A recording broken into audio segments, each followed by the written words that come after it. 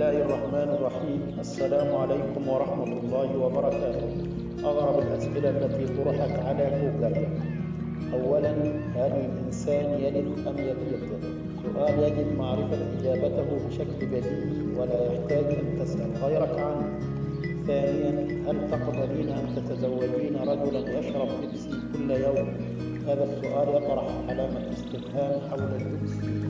ثالثا، هل الدجاجة تطير أم ترقص أم ماذا؟ طبعا الدجاجة تمشي وأحيانا تطير مسافة قليلة، وهذا ما نراه بأعيننا ولا يحتاج إلى إجابة. رابعا، بنت تسأل هل أنا حامل؟ سؤال غريب. وهل جوجل كشف عليك سونار أم قام بالتحليل لك ليعرف أنك حامل أم غير حامل؟ سؤال غريب جدا. وأيضا خامسا، هذا السؤال من شخص غريب يسأل هل المدير يكرهني؟